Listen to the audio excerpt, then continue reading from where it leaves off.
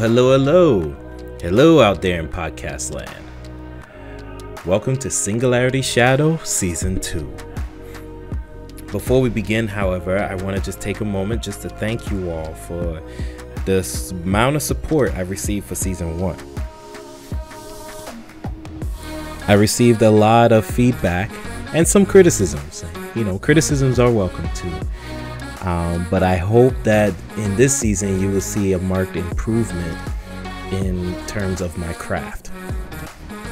I'm not going to bore you guys with the details, but I do want you guys to know that what I have in store for this season, I hope will blow the first season out of the water. I appreciate your continued support and continued criticism. Please feel free to give me feedback. This season is more about a conversation, a discussion on various topics from everyday people of color who are working professionals who provide their insights on the various topics we're going to cover. And today I am actually very much honored to have interviewed someone who has consistently put herself on the front lines during the current apocalypse. Now, I could go on and on and on about the dangers of COVID and why it's a problem for our community, but I'd rather you hear it from a professional who actually worked on the front lines during this whole pandemic. So, without further ado, I present the COVID apocalypse. We might find a better name for that. Enjoy.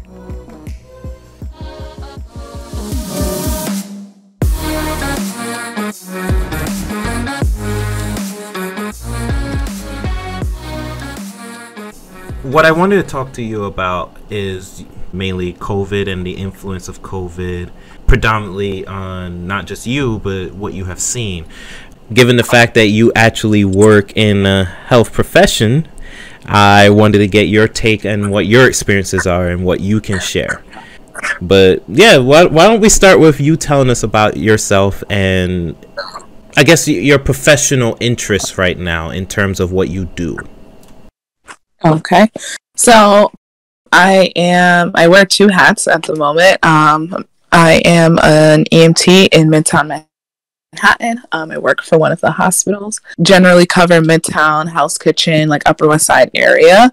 And then on my other hat, by day, I like to say social worker by day, EMT by night. So my other hat is I am a social worker with a high school campus, and I work on healthy relationships and just teaching high school teens about relationship abuse and like sexual violence and all that good stuff. So a couple of, I guess, two different ends of the spectrum. Yeah, but that doesn't mean that they haven't overlapped. Oh no, definitely, yeah. There's definitely overlap, for sure. If you're just looking from the outside in and you don't have much info, it kind of seems like it's two different entities, but I find myself overlapping both areas pretty often. How has COVID affected you? Personally, not being able to travel has been like a big one. And I know that might seem like, I guess, cliche, but traveling has always been like a big part of my life, especially when like times kind of just get tough or overwhelming. I have a group of friends that we all live in different states, and we just kind of sometimes like, hey, all right, let's get on a plane, we're going here. And in the last almost a year and a half, I haven't been able to do that. So, pretty overwhelming, and obviously like the worrying factor of, the potential of bringing it home. Thank God so far it's been pretty good. No one in my immediate household has gotten sick, but there's always that fear and, just the extra precautions that I have to take and making sure that, stay safe. Yeah, I think overall it's just been very restrictive, and I've had to like think twice about everything that I do. And I am a very much wing it kind of girl. So in this new light, I can't really just wing it anymore because there's, more to think about now, and winging it gets people sick. So can't really do that anymore. By winging it, you mean? Kind of like going with the flow, just having a thought and just acting on it without really much planning or preparation, just kind of spontaneous activity, like getting on a plane and going somewhere next weekend. That's something I used to do just randomly, and now that's like a whole production and a whole like thought process, and thinking about not just like New York City's COVID guidelines, but thinking about wherever else I go, what that'll look like, what that plan would look like, what dynamic I'll go through with my friends or whoever I'm traveling with. So yeah, can no longer just kind of go off a whim. Would you say that this experience, with COVID, it has changed or maybe even added anxiety towards things that you used to do or take for granted? Oh yeah, definitely. Like again, travel was a big thing for me. Just randomly going out, hanging out with friends, trying a new restaurant, just simple things like that where I never really thought about it before. It's just like, oh yeah, all right, are you free? I'm free. All right, cool. We're going out. We're doing something. But now there's definitely a lot of anxiety. One, around bringing something into my home. So I do live with 2 older immunocompromised adults, and I am the only person right now like at home that works. So that's nerve-wracking in itself and brings a lot of new responsibilities. But just the extra precautions and dealing with COVID itself is a new responsibility. So yeah, definitely lots of anxiety. Were they working before COVID? One of them, yes, my uncle, and then he decided to retire early. And my mother, she was already on like a workers' comp case from the summer before, so she's still recovering, and she had surgery a couple months ago. So COVID has even made that difficult because her surgery and her physical therapy was delayed for quite some time. So you mentioned taking extra precautions. What kind of extra precautions do you take? So usually, working in the hospital, you gotta take precautions anyways, aside from, COVID aside, but usually I would, like my normal routine coming home from working at the hospital, I'd, come home, I usually leave my boots at the door in the car, depending on kind of day it is. And then I always have like a separate laundry basket for my uniform, shower, and then, get on with whatever else I have to do for that night. But when COVID started, a lot of my coworkers actually would not bring clothes home at all and just leave it in their locker at work. And then at the end of the week, just take that big bag and, go do laundry and like leave it in their car. So I kind of did some variation of that. I left the laundry bag at the front door. Like I have like a little, I guess, vestibule, you can call it. So I left my boots in the car. My boots never touched the house since COVID, and I actually got a new pair of boots as I bleached the life out of the last pair. Kind of change right there at the front and just kind of go straight to the shower. Almost all of my like work equipment, uniform has never seen the inside of the house except for maybe that front door area for the last year. And just wiping everything down, wiping down everything in the bathroom every time that I use it because it's a shared bathroom. And even in my car, although I carpool with a lot of my friends / coworkers, but I also take my mom to all of her appointments and therapy and stuff like that. So making sure that I wipe down the car before she gets in there. And yeah, just like cleaning up after yourself, like every step of the way. I can identify because I started the job I had now in the midst of the first outbreak, like when that really got bad. I started wearing separate clothes. Like I had separate pair of jeans, separate pair of like everything. Like I wore the same sweatshirts, which I kind of still do, but I wear the same sweatshirts, the same 5 or 10 shirts underneath, and I will get dressed at the door. I will get undressed at the door, and then I did what I call my COVID decontamination, which involved immediately showering, wiping down the stuff that I touched prior to showering, like the banister, the door, everything. And then I used to spray my shoes with like Lysol, or if you could find it, or alcohol solution if you could find that too, and like spray the area. Like for like the first 6 months, it was just nuts. I was just spraying everything, and then like I'll walk up the stairs to my bathroom, spraying behind me as I walk up the stairs into the bathroom, immediately strip, hop in the shower, And then the clothes that I wore, immediately chuck that in the laundry. Sometimes I'll even wash them the same day and then wear something else while I'm in the house. Like you, I live with 2 elderly adults, so I was always cognizant of that. At one point, I barely even saw them because I was, I work in a place where it's a highly at-risk population. We have had persons that were positive, both staff and our clientele. So it was always a concern for me. And having tests every 2 weeks, I can't tell you how many times I got stuff shoved up my nose. Like, I'd forgotten how often. The number, I lost track at 22. Let's just leave it at that. So life really did shift and change, and you're not alone. Just for any listeners out there, like, they're like, oh, they're probably gonna be like, oh yeah, I did that too, and I did this and I did that.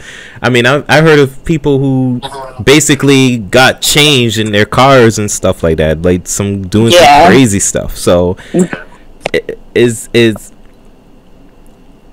everyone's kind of had, I guess, like their own method on how to deal with it. I know a lot of my coworkers with kids would either have sent their kids away to like stay with their grandparents or another family member, or they moved out of the house temporarily and like into one of the hotels provided by the hospital or wherever. So that like was one of the drastic changes. I know for myself that wasn't an option, just because I know I still have to, maintain and help those 2 that are in my house, and luckily I don't have any kids to worry about, but another level of worry. And unfortunately, I couldn't extricate myself from my house, but I did everything that I could to keep us all, relatively safe. And I feel like even now, like, it's gotten better and, vaccines are out and stuff like that, but people are still getting sick. It's still out there.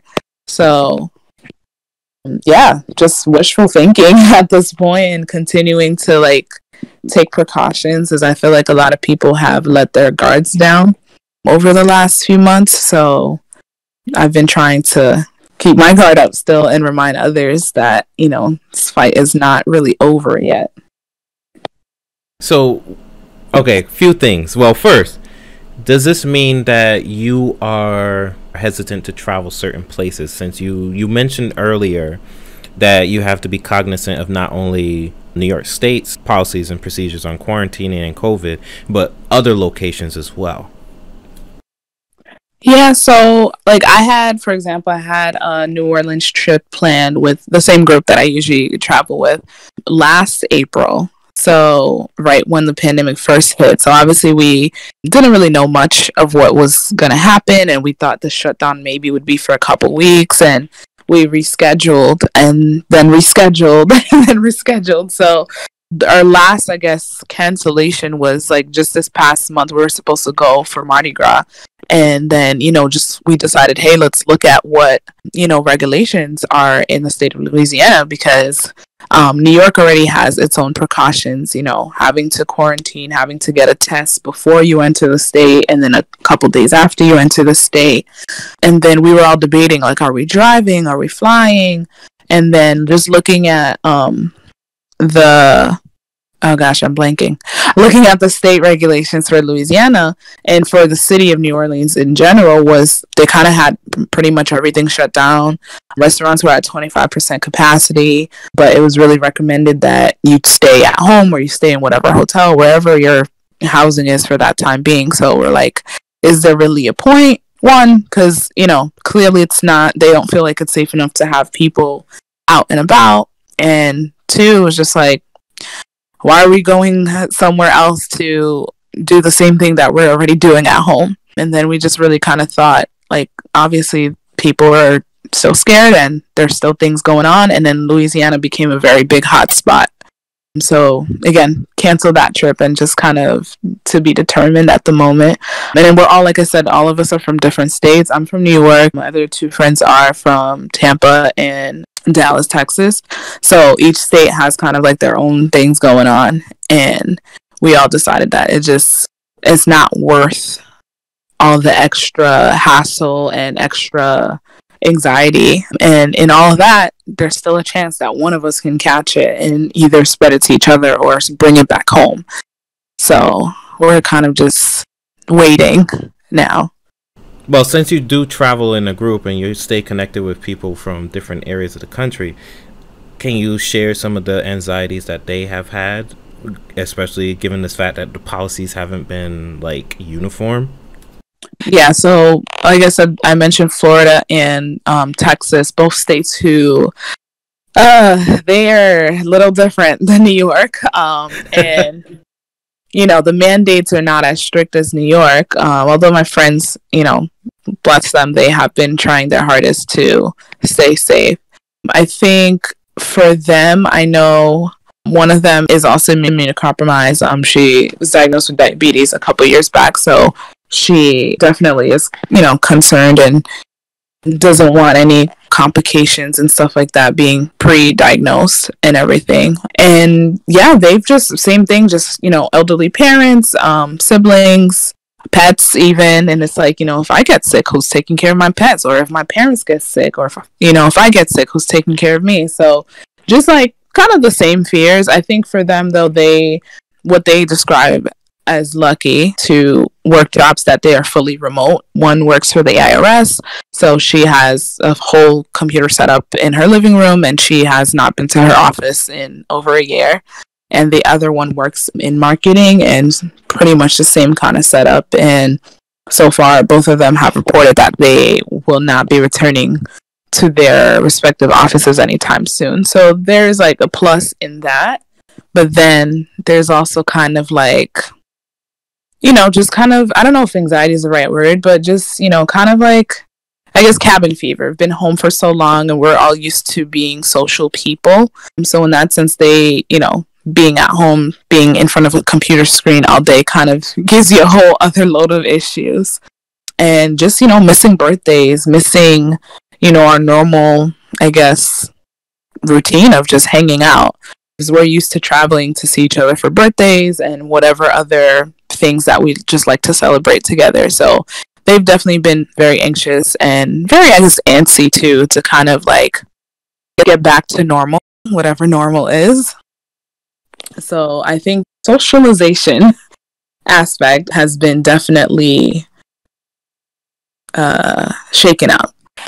I guess that's the right word. Because at least I know on my front, like I am still able to go to work in person and socialize with the friends that I have on that side. And, we all carpool together and try to keep it, minimized. I'm working in the city, so it's easier to have one car than three. So I've been lucky on that front. But those are also the only people I see outside of my home on the regular. So, yeah. So cabin fever, basically. Yeah, definitely.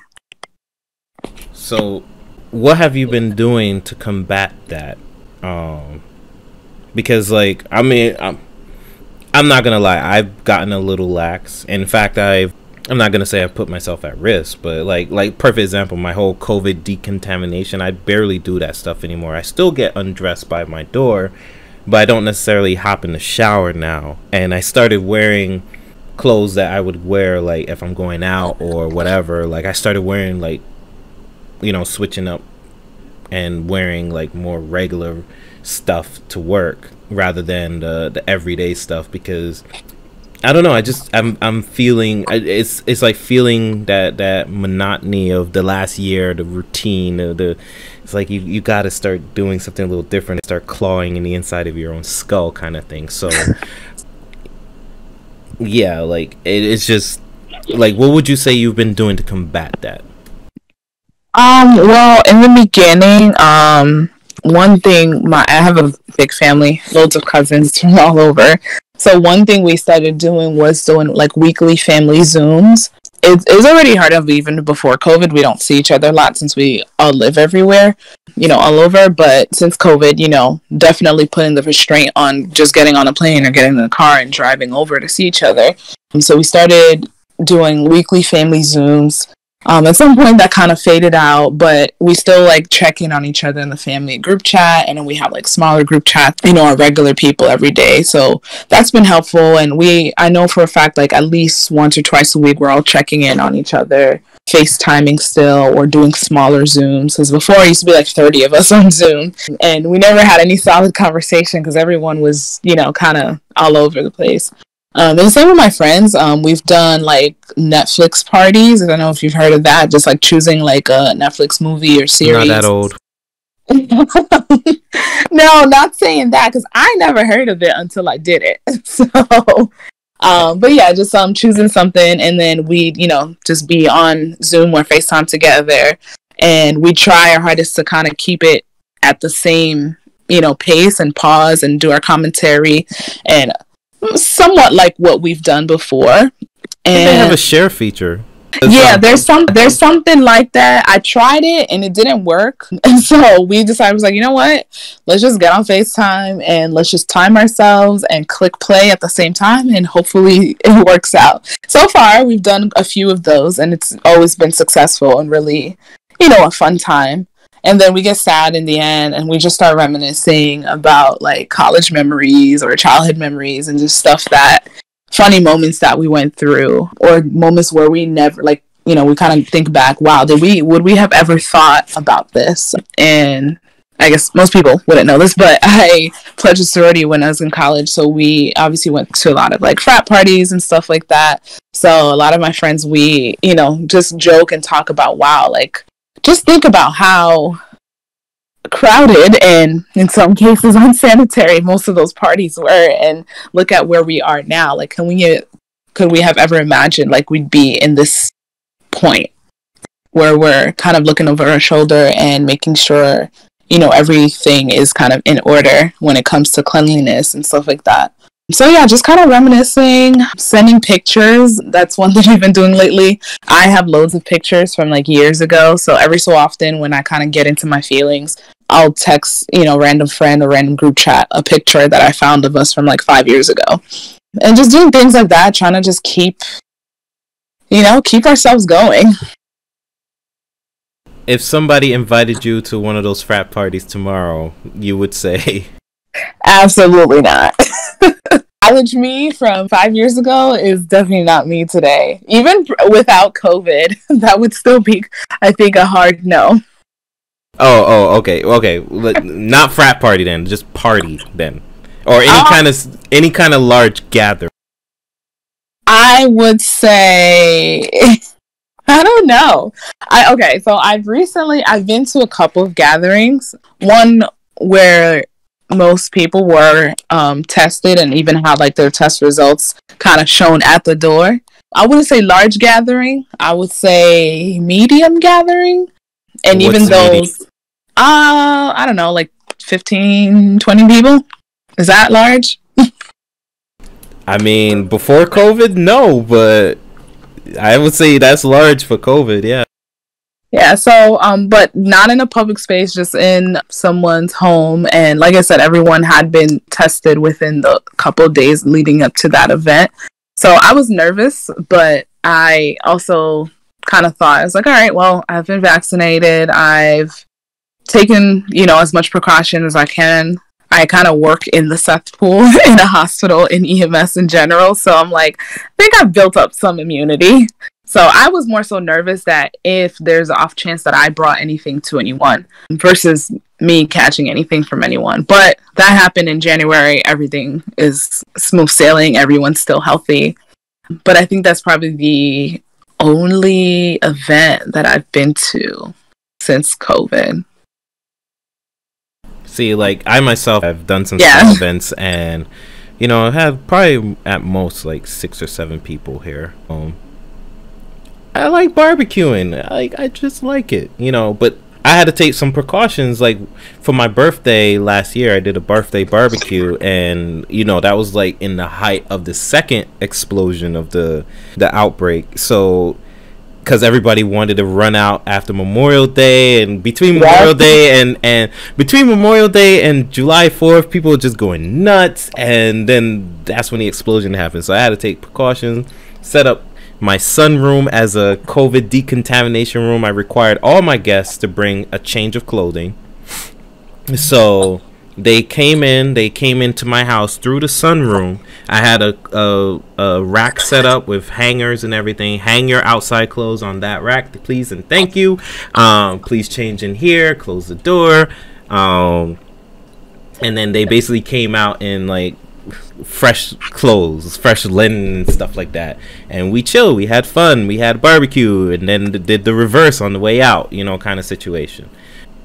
I mean, for me, I would say definitely COVID has made me far more paranoid, because I look at people screw right even if they come within 6 feet of me anywhere.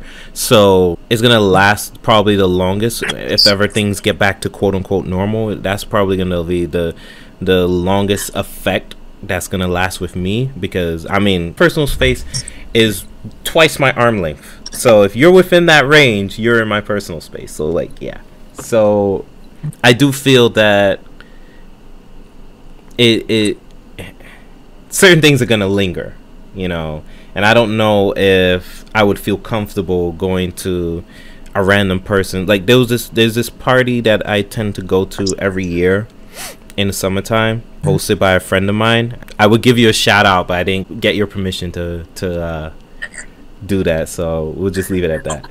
Okay. You know, she has a whole bunch of random people in her backyard, you know, playing a lot of music.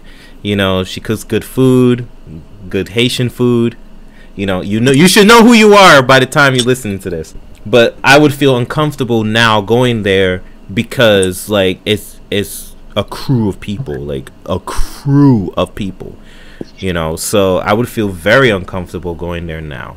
And it's nothing against her, it's just, you know, it's the times, you know, and I don't know if we can truly get over that, at least in the short term. It might take several years to get back to that.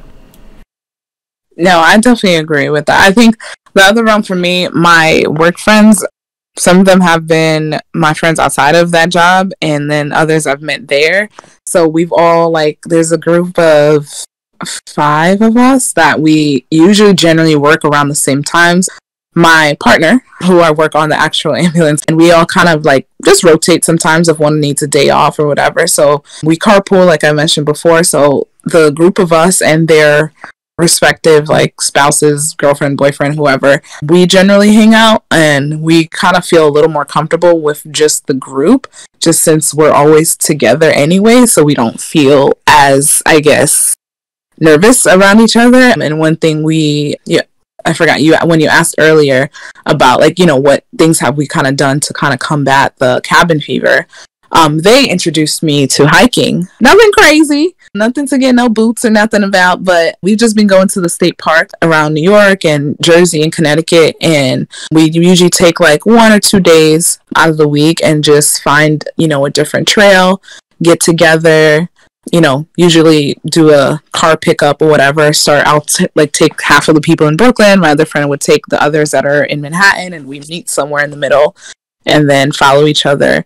So just getting in touch with nature, which is not a thing that I've done before. So that was kind of cool, and just kind of being outdoors in general. And again, like, since we're always together at work, everyone's usually with their respective, you know, partner in general. So we didn't feel as nervous doing that. So that was cool, and that lasted for a little bit. And then I had some knee issues towards the end of the summer, so I had to kind of tap out for a little bit, and then it got cold. So the weather seems like it was getting nice, except for today. It feels like we're back to winter, but we've been talking again to start getting back into being active, I guess, get to a sense of normal, but also just still being cautious. I would agree with you with outdoor activities. Like, I can't tell you how many times I've been to a park this past year. Not to say that I didn't go to parks before, because I am a little bit of a nature lover, but like, I went to a lot of parks, especially since like those of you who probably heard, because I'm not sure what order I'm going to release this episode in, but if you listen to the relationship episode, you know that COVID has done wonders for my dating life. So typical first dates location is a park, because it's outdoors, you can breathe, and if anything, it's like, yeah, I don't have to worry about someone sitting behind me at a table, like breathing on me. Oh my God, this person got COVID. So fair enough. So like figure out things like if you just want to go out to just have dinner, just to keep some semblance of something that you probably were doing routinely or whatever. You have to now think about, okay, does this place offer outdoor dining? Okay, all right.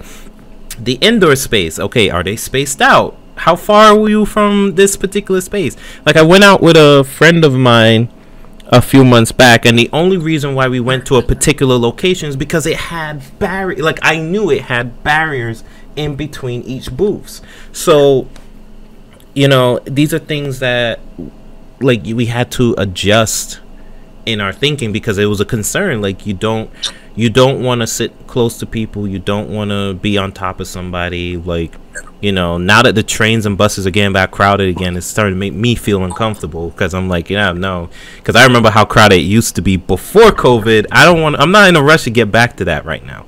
So, you know, if I'm gonna have to start driving to work, I'm gonna have to sort that out because no, or I'll take an earlier train or earlier bus so that I could just make sure that I'm just not in an area that I feel uncomfortable with, you know. And I'm sure that there's many people that feel the same way.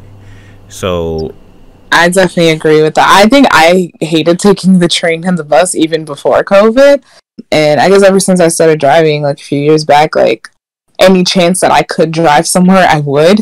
So thinking about now, all my friends who do still take the train, like I said, most of us carpool to and from work now, so it's a lot easier.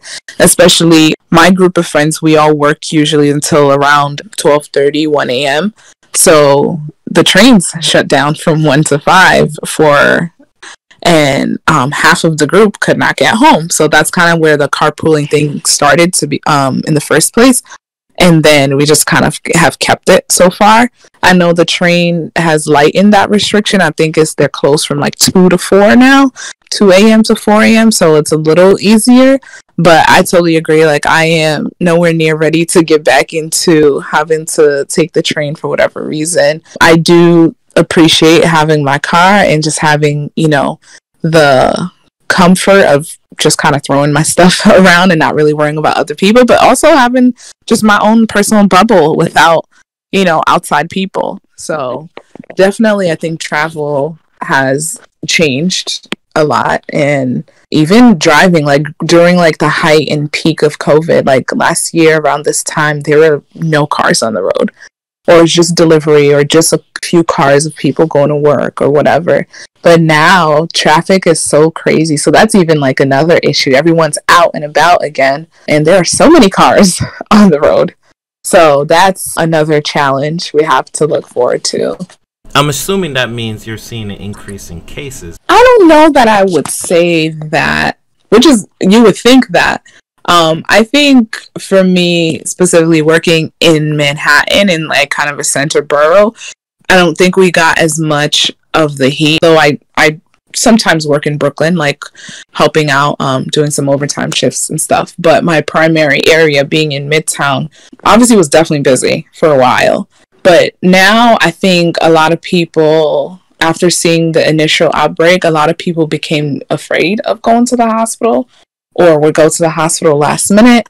Or some people, you know, have become more educated. If they had like milder symptoms, would just stay home and just kind of monitor and, you know, take care of themselves unless they got to the point of, you know, having like trouble breathing or having more severe symptoms that required the hospital. Because I think a lot of things people didn't realize, everyone started going to the hospital for just minor symptoms, and it started getting more sick or spreading it to other people who weren't originally sick with COVID. And I think that is what really made the outbreak so intense. But I think now, a lot of people have a better understanding of how to, you know, treat especially mild symptoms.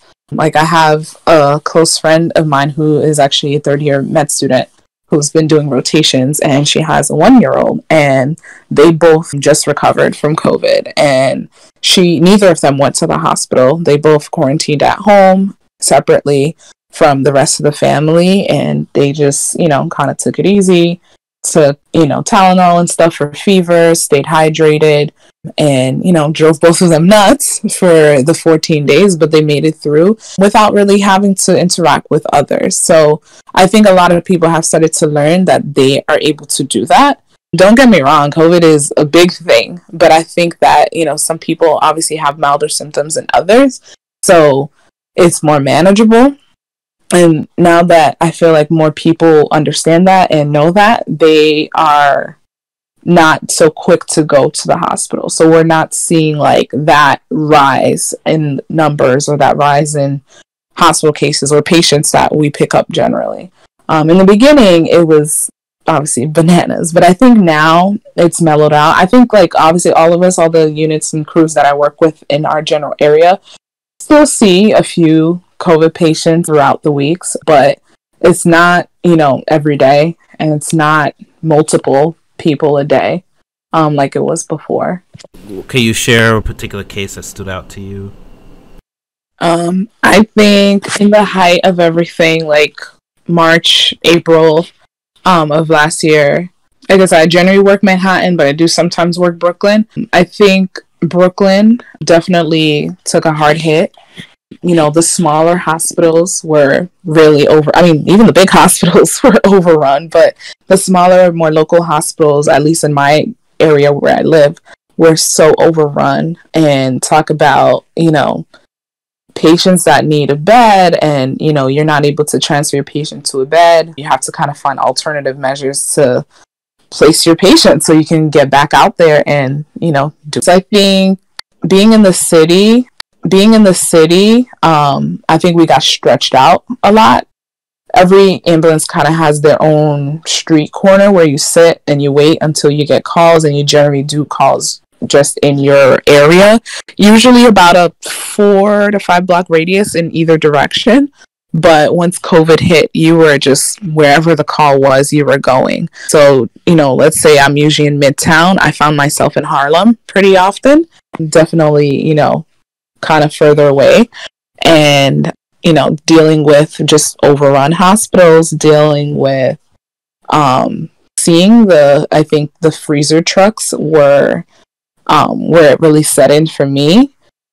Just knowing like, wow, that is the morgue and the hospital and whatever supplemental areas that they have for people who have passed has been so overrun that you are literally seeing bodies being placed in these trucks in the same ER bay where we park ambulances. That was so insane to me. And that really like hit me. I was like, wow, like this is really happening. Okay. And I guess my partner and I, like, we have grown such a great friendship and bond. We were good friends before, but I think this made us a lot closer because we realized like, in general, your partner is kind of your lifeline in this field, but we realized we both like have to really take care of each other. Because a lot of our coworkers were kind of dropping. A lot of our coworkers were getting sick. And some people were really close to death. And we're like, wow, like we kind of make it through this. And I'm grateful that my main partner that I work with, we both have made it through without getting sick. And so that's been great. But definitely a lot of emotional turmoil. And for me personally, I was finishing grad school. That was my last semester of grad school last year. So, and then I was also studying for my licensing exam. And so during that time, I was dealing with, hey, I need to graduate. Hey, I need to stay alive. And hey, I need to pass this exam to further my career, all in the same, time span. So it became overwhelming. Definitely like lots of like mental health challenges, lots of moments of, wow, I don't want to do this anymore. So yeah, it's been a time. Would you say that, because I mean, obviously I follow you on Instagram and I see that you do post a lot of mental health support information, but would you say that you either personally or through people that you know and work with and just associate with, would you say that this has been a very, very different and different kind of stressor to deal with in terms of that heightened fear and anxiety. Yeah, definitely. I know, for myself, I had my own level of anxiety and overwhelmness with, all the different things I just brought up. But I know for my general group of people that I work with and just overall all my coworkers, everyone kind of has like their own way with dealing stress in this field in general. But then once COVID hit, it started hitting close to home. It started hitting, families or kids. And that became, something that people, I guess, just, have never dealt with. So I will say my hospital admins and like our direct supervisors and directors and stuff like that have been helpful with providing like employee assistance help. There's been a lot of like group sessions and stuff like that, and a lot of just check-ins. Our supervisors would kind of split up and just, call each and every of us at least once a week, like, hey, how you doing? We got a lot of support from like the community, people just bringing food in, local businesses bringing meals for us and stuff like that. And that was really encouraging. Aside from dealing with everything else, at least I don't have to like worry about what I'm eating for dinner tonight. And again, a lot of places were closed, so that definitely was helpful, just getting that level of support. And then there was the 7 p.m. clapping, which for me was always awkward because I'm just an awkward person. But every time, wait. Yeah, please explain. So every day at 7 p.m., the fire trucks and I guess whatever available cops would come around to the different hospitals and just kind of start cheering and having like a about like 5-10 minute like clap session, encouraging session. And then we noticed like just around the neighborhood, like say if we weren't at the hospital, we were in the area, and people would just just thank us randomly. One guy gave us a gift card for like Starbucks or something like that. So just like little notes like that was really helpful. Again, for me, I'm kind of awkward, so I was just like, oh, this is weird. I don't like this attention. But at the same time, when we think about it, we're like, wow, like those were some, really positive moments. At least, people are paying attention and people are looking. But I feel like in some senses that has dissipated. That now that the world is getting to some level of normalcy, I think people have forgotten. So it's kind of gotten back to the normal realm of dealing with aggressive patients, dealing with aggressive nature calls. And the appreciation, I feel like, has decreased a little bit. Again, for me, I personally don't feel like it makes a difference now, but definitely like in the height of things, getting just the words of encouragement, getting just the small tokens from each person was helpful, and it did definitely help us push through. So you miss it, is what you're saying? I don't know if I say I miss it because I know, overall what was really going on. So I don't know that I would say I would miss it, but I will say that the appreciation factor, I wish that continued. But then again, that's just a job and you kind of just do it and you don't really expect those kind of things, but it was nice at the time. So you keep putting on that cape of yours. I don't know if the cape is the term I'd use, but I know that's the term you use. So yes, just kind of keep pushing. Yes, for the record, I have a nickname for her since I met her. Oh my gosh, I don't even, is it, I don't know. I just know that you would say that I wear a cape, like a superhero, but me being awkward, I just kind of like, nope, I'm a normal person. No superhero status here.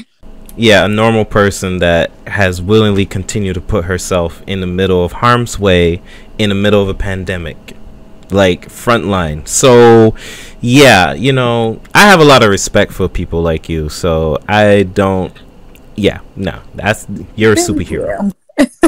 Well, thank you.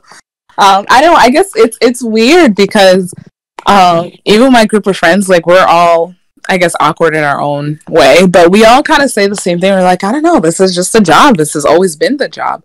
It's been harder over the last year, but we're just like, this is what I don't know if I can say this is what we signed up for is the right term, but in some ways it is what we signed up for. Where people need help, we go and help. And in this situation, a lot of people needed help, and there were less and less of us, so it made it a little harder. But I think overall, we still, did what we have always done. So would you say that, well, okay, taking a little bit of a step back there, in the height of the pandemic, how would you say that COVID affected you and your peers? I think everyone got closer. And I think even some people that usually didn't talk to each other, and, obviously there's confrontation and people that are not as friendly to each other normally, but I think people became more understanding. And even those of us that maybe would not normally interact with each other, or some that, normally had, issues with each other, I think it kind of brought us, in a sense, closer. And everyone kind of just understood each other better, even if there was not a conversation, or if there was not a moment of truth or moment of peace. I think everyone kind of just understood, and we just kind of did what we had to do. And if we heard another unit or another crew calling for help or any situation, we kind of was just like, look, I'm available, let me just go and just figure it out as we've been going. So I think, like, my general friend group, we've definitely gotten a lot closer, but I think EMS as a whole, all the different agencies interacting, and, all the out-of-state EMS crews that came to help, that was definitely something that I'm always grateful for. And so we all still communicate via Facebook, and there's like a COVID EMS response group that we all kind of talk to each other on. So yeah, as a whole, I think it's gotten everyone just to a level of understanding, like, hey, you're in this, I'm in this too. We may not ever see eye to eye on certain things, but we have this one experience that we went through together, and that have those, interactions that we hold on to. And I'll just remember, you were here for me, I was there for you, regardless of whatever our normal dynamic is. So I think overall, everyone's gotten brought together in one way or another. Is there any particular case that stands out to you that you're willing to share, that is, that a response call that you've gotten? I guess there's one that my partner and I actually play over and over pretty often. I mean, we still kind of just wonder whatever happened to her, because that's another thing with COVID. Before, if we ever had an interesting case or just someone that was really messed up in whatever entity, we'd be able to kind of follow up with the doctors and nurses, especially if they went back to one of our home hospitals. But with COVID, that obviously hasn't been possible. So we did have, I don't even know what month this was at this point, but we did have, this was one of the days where almost every patient was a COVID patient, but this one was pretty bad. She was in Harlem, older woman, maybe around mid-50s, late 50s, more heavy set. And we got a call, probably difficulty breathing or something like that. And it was in Harlem, so kind of outside of our area, but we're still cognizant on what the closest hospital was. And that was another thing. Protocols changed for us during COVID. So for a good period, it was no longer patient choice being accepted. Whatever areas for the nature of your call, you were going. And that caused a lot of controversy too, but not in this case. So this patient, we ended up taking her to Presbyterian Columbia on 168th and Fort Washington.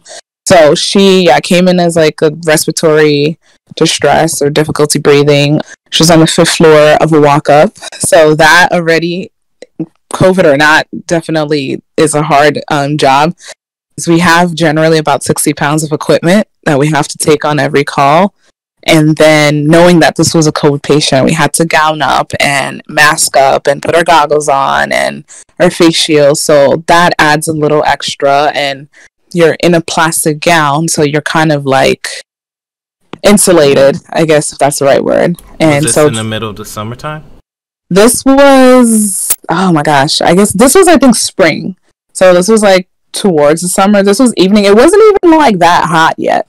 But I don't think it matters what weather it is when you're going up 5 flights of stairs with your own body weight, your equipment, and then the equipment that we usually carry on ourselves. Our boots in general are about 3 pounds. And then, we have like our utility belt, and then you have the chair, and you have the bags, and yourself.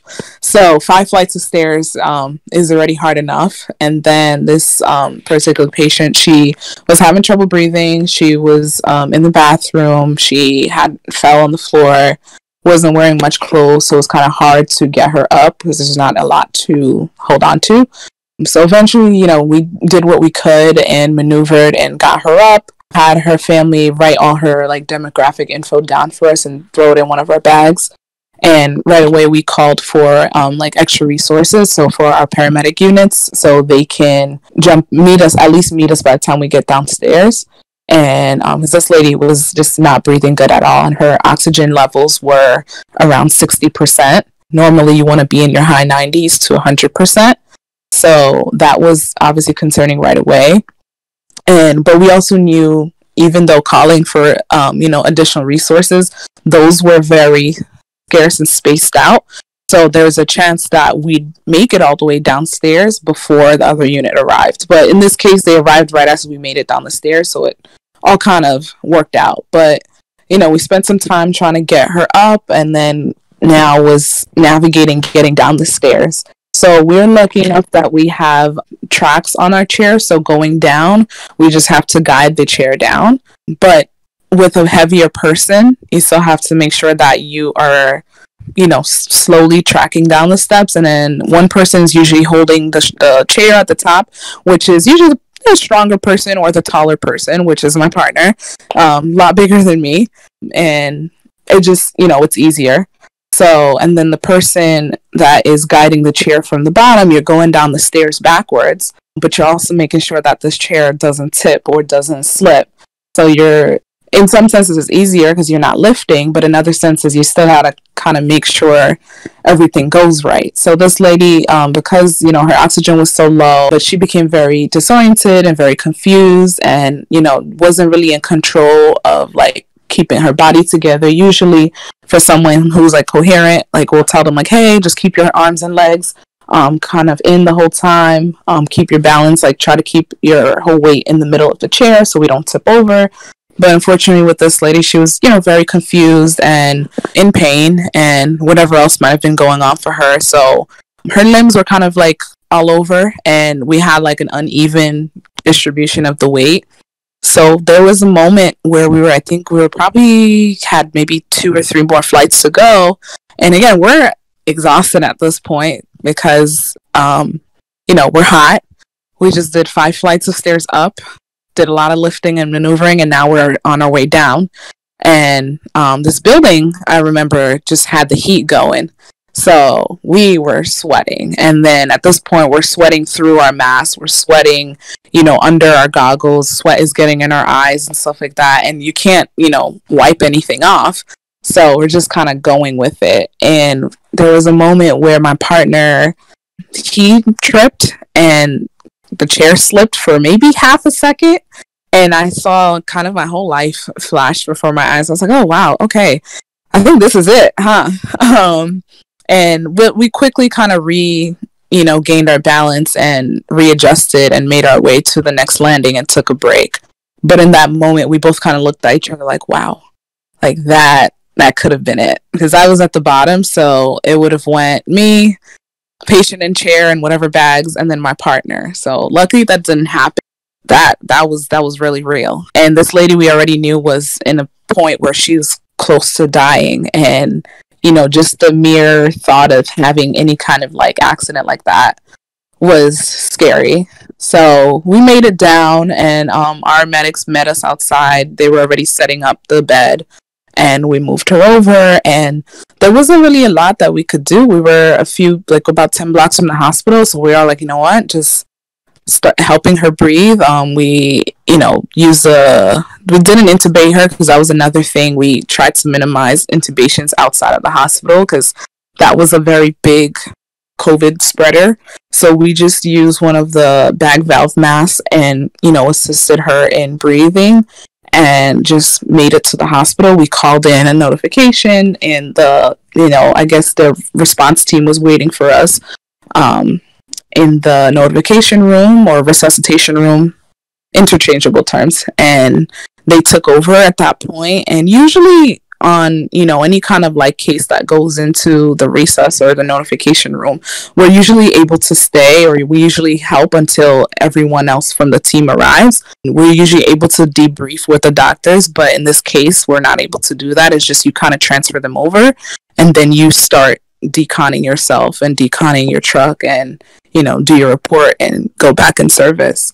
So that was kind of a hard moment. And the medics that we worked with are medics from our hospital, so we were able to do our own debrief, but we didn't really have much to go on. So that's kind of the hard part. We weren't able to follow up. We weren't able to really know what happened to her, so we could only hope that she made it through. But with everything that was going on at that time, we knew that there was like a pretty high possibility that she either didn't make it or she has some lasting health effects since then. Aside from the obvious, you know, people need to take better protection of themselves, and but do you think that there's some lessons that can be learned from all of our experiences with COVID?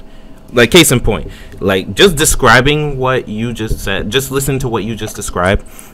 I feel like a lesson that New York City should take from COVID is, well, I think any building now should have some sort of elevator access, like, built in, because that's just, you know, what if it was an 8th floor walk up, which I know is rare, but, you know, that's something that, you know, you have to be cognizant of for emergency personnel. So, you know, what lessons do you think would help, if whether administratively or people or, you know, just across the board, we can take from this?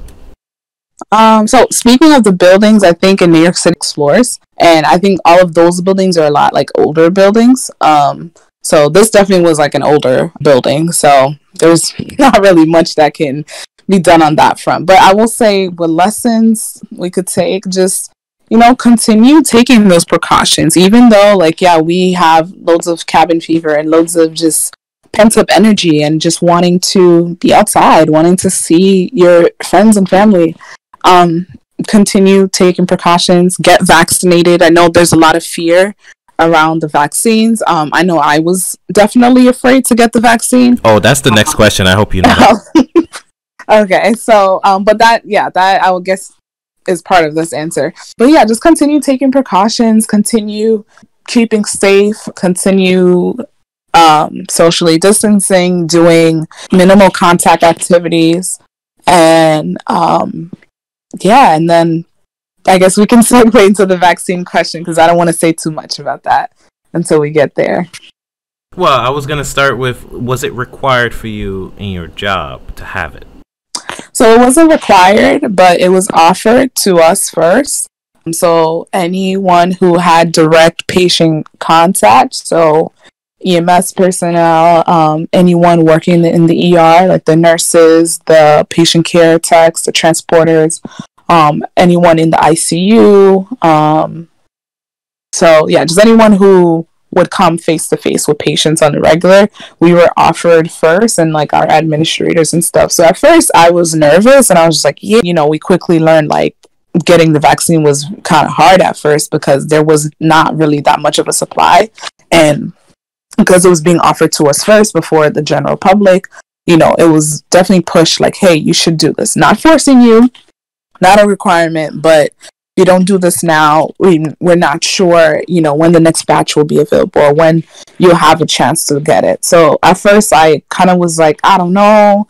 And I had a lot of anxiety around, my mom had like a shoulder repair surgery coming up, and I'd be her sole like caregiver for like that following 2 weeks. And I just, initially the first round was being offered at around the same time, and I was like, what if I get some side effects? What if I can't take care of my mom? What should I do? And then my mom, actually surprisingly, is the one who pushed me to go ahead and get it. And she was like, I mean, listen, you've been getting vaccines since you were a kid. This another one can't hurt. If there's a chance that this helps protect us in any way, why not? So I kind of changed my mindset a little bit, and I went for it. And then, you know, I got scheduled right away for my second dose. And then within that like 2-3 week time frame, it became, you know, busier. And, you know, I think started opening up the doors to local hospital like employees from different hospitals. As long as they were able to schedule and there was enough vaccine available, they were welcome to come in, which was great. But then, became kind of crowded, and if you were not there, before your vaccine appointment, you were there for a while. So I went back took it, got monitored for about 20-30 minutes, went along my way, and I had some soreness, but like nothing crazy, nothing aside from what you'd feel like with the flu shot. But my second time around, my partner got his a couple days before me, and he warned me. He's like, "Hey, I know you have an early appointment, but go even earlier because the line is crazy, even though that you're already registered and stuff, but there's just so many people now." And so, like he said, I followed his advice. I went like half an hour early. My appointment was for 7:30 a.m., so I arrived at 7 a.m., and the line was already like all the way down the hall towards the elevator. And I was like, wow, okay, this is getting real.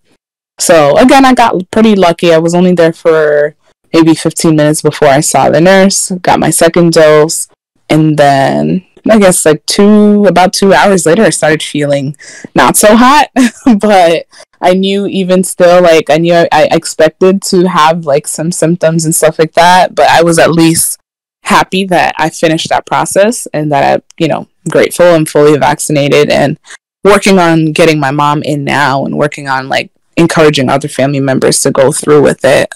My entire like work friend group is vaccinated, and my travel friends, both of them actually, one is literally currently in the office right now getting her vaccine, and the other one got hers yesterday. So that's definitely been very encouraging, and I am hoping that everyone, even if you are afraid, still go through with it, as long as obviously you don't have any issues with vaccines to begin with, allergic reactions and stuff like that. But I would encourage everyone vaccinated.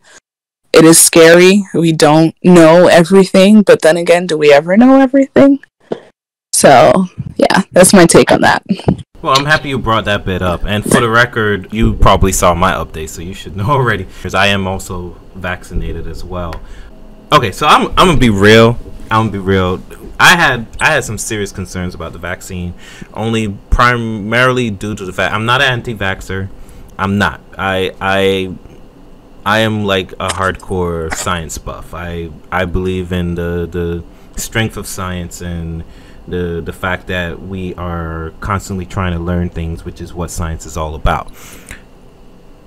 At the flip side, I also know that vaccines are supposed to take time to properly develop, monitor, and understand. And my main concern with this particular vaccine was, one, given the speed of which they develop it, we don't fully understand what the long-term effects of it is. We don't even know if we're going to need booster shots in the future.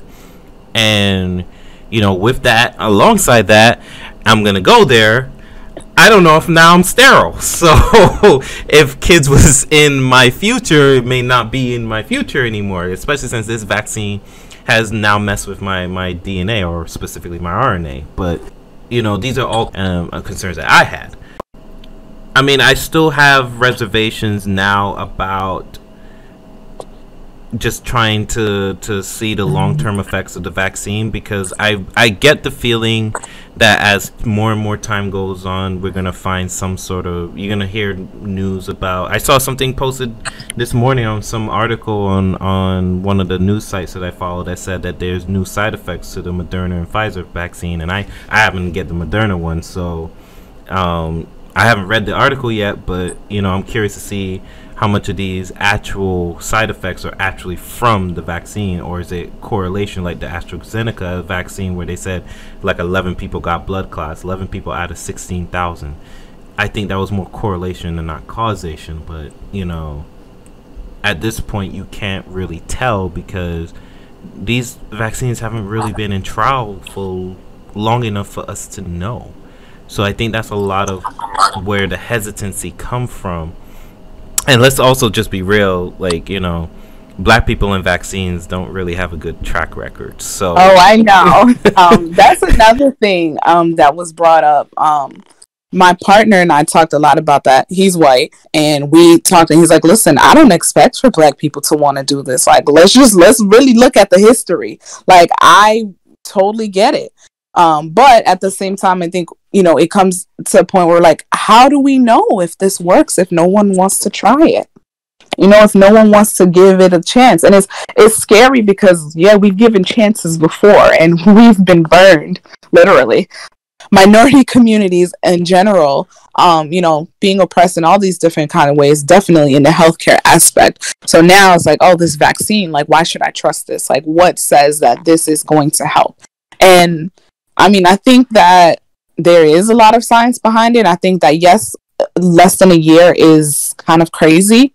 But at the same time, are we going to, deal with this pandemic for how long? Are we willing to deal with this before, something changes? Because people are like, oh, well, what's the cure? What are we going to do about this to stop the spread? And I don't know if the vaccine is going to be the answer, but I think that if we don't try, we're never going to really get anywhere. So I think it's a good start. And, even now being fully vaccinated, I'm still nervous. And like you mentioned, like, oh my gosh, in a few years, I'd like to be a mom. So I am hoping that this does not affect anything that, any plans that I have for the future. But I do know that, I have to try.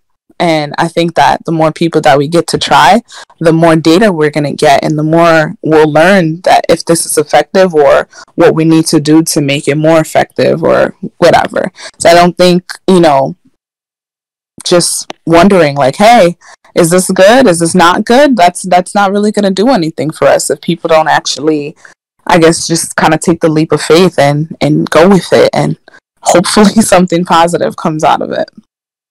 I think the more resistant we are to trying to explore solutions, it's going to lead to a longer time in terms of dealing with this.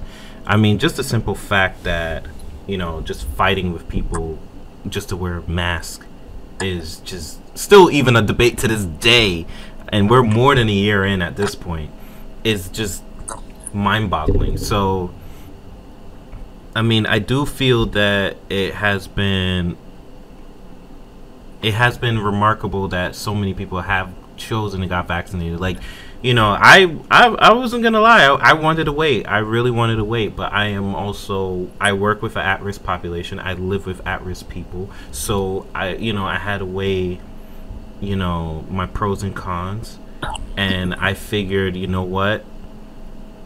what's a bigger risk? Me potentially being sterile from a vaccine, and yes, I'm making a joke out of it, but me potentially being sterile from a vaccine, or me potentially getting sick from a virus that could potentially either kill me or worse, and I see this as worse, me getting sick from the virus, but me causing other people to get sick from that virus and potentially die, which is something I would have to live with for the rest of my life. So I weighed all those pros and cons, and I figured, what? My job is offering it. I am qualified worker to receive it. Let's do it. I was one of the first. So, let's do it. Let's get it over with. And we'll tackle whatever other bridges occur when we get to it. The fact that, especially here in America, there's a anti-science movement. There's an anti-doctor movement, anti-medical movement, but generally just science. Like, if they feel like people who can just talk about things, like in a podcast, for example, like if I was out there spewing anti-vax stuff, that they'll take my word over it rather than someone who's actually practiced in the medical profession and got degrees in it, got their doctorate in it, got whatever specialty in it, for God knows how long, practice it for like 20, 30, 40, 50 years. So, clearly my word means absolutely more than that. And that boggles me. But I think that's a lot of the issues that we face here in this country, And I don't know if you've come across any particular pickups that you've had where, you may have had a patient that refused to wear a mask, or Oh, that's like every day. yeah, you see, and it's like it's putting you at risk, no matter how much you protect yourself, and especially if the person's presenting COVID-like symptoms, and they're like, "Oh, I don't, that virus ain't real. This is just a cold," and it's like, yeah, no, it's not a cold. Like, you got a fever, you got XYZ, like, you're not asymptomatic either. You clearly have this virus. You need to go, and I need you to put on this mask, like, so like. And this is why I say, like, people in your profession I have a lot of respect for, because you're willingly putting yourself on the front lines. Nobody told you that you have to stay in this job. You could have chucked your deuce, like, just finish my degree and I'm gonna be out. Laters, y'all.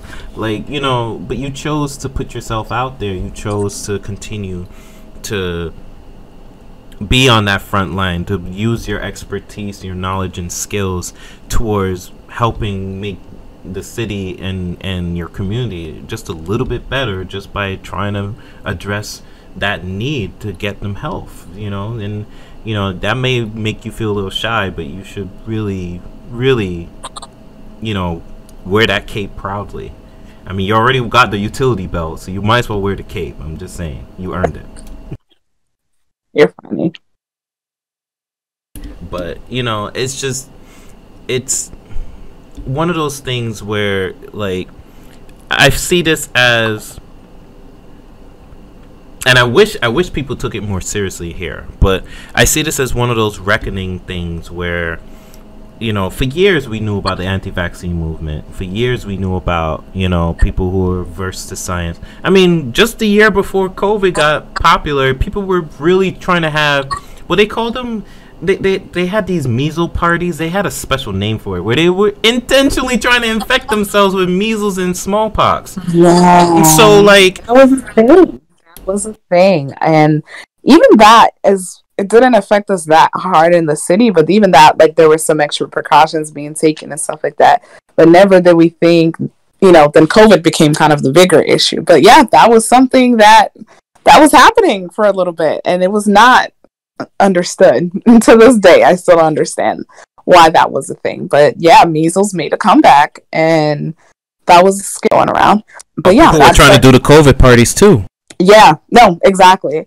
And that, to this day still doesn't make sense. There's a chance that you can separate and not get everyone else around you sick. I know, like, growing up, they're like, oh, if one of your kids has chicken pox, just make all the rest of the kids get it at the same time, so you guys are all done. I know that was a thing, and I don't know if that's where that maybe stems from, but this is two whole different entities.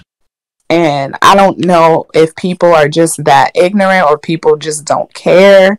There are a lot of people that are both, but overall, like, my hope is that with the vaccine being out, and with, I guess, more knowledge, more information coming out every day, that we're getting closer to, being back to normal-ish, or some sort of normal. The new normal. Right, the new normal. And hopefully, this kind of starts to die down. And I think COVID is here. It's going to be here for a while. I don't think that it's just going to go away this easy, but I'm hoping that, we all continue to do what we got to do until we get to a point where this is something that can be easily treated in the future. Something that is, not as heavily, but something that's not, such a mystery as it was before. Because, in the beginning, okay, this doesn't work, let's try this. And no one really had any solid information. Everyone was kind of going off of a whim and praying that something works. So I'm hoping that, over this next year, that we get to the point where it's no longer winging it. It's, oh, okay, yeah, we have a solid solution on how to deal with this. So is there anything that you personally would say that you want to convey to any potential listeners? Because I can't control when people listen to this, but for all we know, 50 years from now, someone might be listening to this and was like, oh, you guys had COVID-19, we have COVID-51. So like, that's scary. I mean, it is a SARS virus. That's the thing that people forget. It's a SARS virus, and we had a SARS outbreak like what 15 years ago. So it wasn't worldwide, but I remember it. Like I said before, just keep doing what you got to do. To be cautious. Don't be selfish. Remember that even if you live alone or you don't have immunocompromised people, but your neighbor might be immunocompromised. The person you get in an Uber with might be immunocompromised. Your co-workers, your kids' teachers. Just think about that, and just think about it's not really as much as you obviously want to keep yourself safe, but it's not really about us individually. It's about everyone else around you. And just before you take any actions that are less cautious, think about the grandma that lives downstairs from you that everyone in the neighborhood loves. And maybe you'll pass her in the hallway one day and potentially infect her. There is a chance for that. So think about things like that before you decide to go off of a whim and, do your own thing. So before you decide to get on that plane and go to another state, or before you decide to throw a party, just think about those things and, make wise decisions. Any last words? I think I kept you more than long enough. I don't know. I feel like this is always a hard question for me, because later on, hours later, I'm like, oh, I should have said that. But I think I always re-record. No, I think we got the main points, and I think we got the important pieces, and there might be one or two things that I'm probably forgetting, but I think overall, the main point that I wanted to get across with this, I think we got through, and I'm hopeful that people will listen.